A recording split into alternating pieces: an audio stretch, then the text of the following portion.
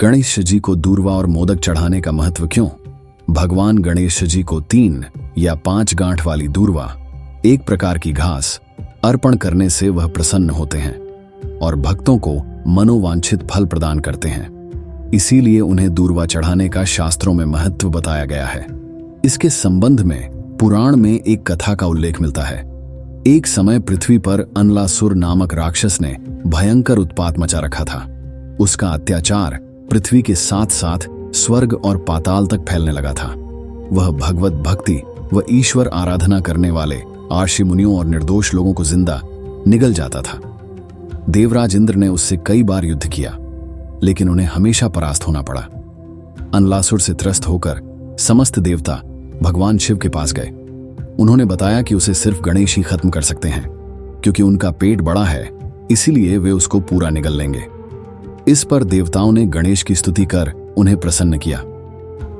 गणेश जी ने अनलासुर का पीछा किया और उसे निगल गए। इससे उनके पेट में काफी जलन होने लगी। अनेक उपाय किए गए, लेकिन ज्वाला शांत न हुई।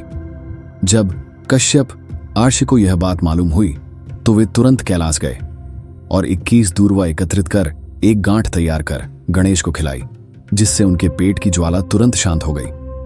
गणेश जी को मोदक यानी लड्डू काफी प्रिय हैं। इनके बिना गणेश जी की पूजा अधूरी ही मानी जाती है।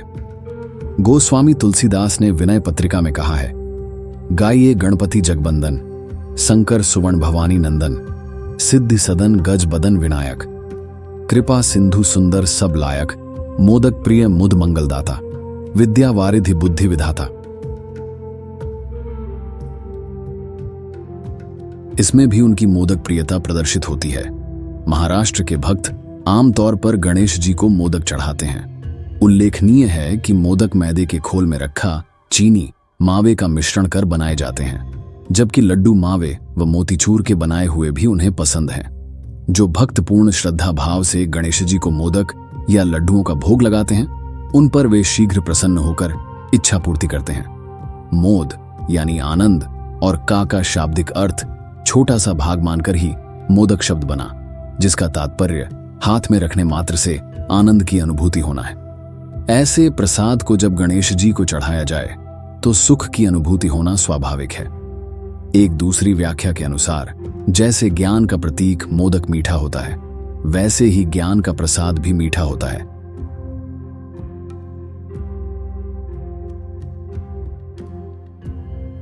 गणेश जी को गुड़ भी प्रिय है। उनकी मोदक प्रियता के संबंध में एक कथा पद्म पुराण में आती है।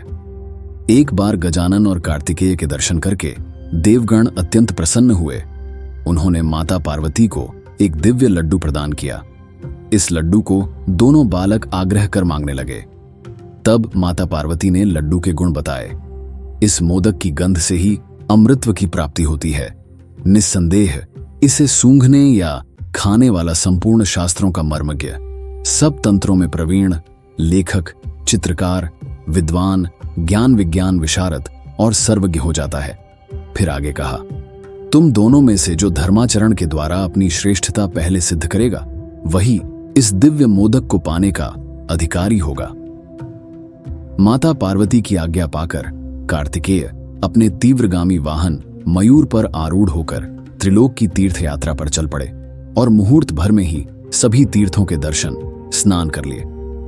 इधर गणेश जी ने अत्यंत श्रद्धा भक्ति पूर्वक माता पिता की परिक्रमा की और हाथ जोड़कर उनके सम्मुख खड़े हो गए और कहा कि तीर्थ स्थान, देव स्थान के दर्शन, अनुष्ठान व सभी प्रकार के व्रत करने से भी माता पिता के पूजन के 16वें अंश के बराबर पुण्य प्राप्त नहीं होता है।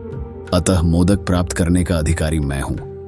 गणेश जी का तर्कपूर्ण जवाब सुनकर माता पार्वती ने प्रसन्न होकर गणेश जी को मोदक प्रदान कर दिया और कहा कि माता पिता की भक्ति के कारण गणेश ही यज्ञादि सभी शुभ कार्यों में सर्वत्र अग्रपूज्य होंगे।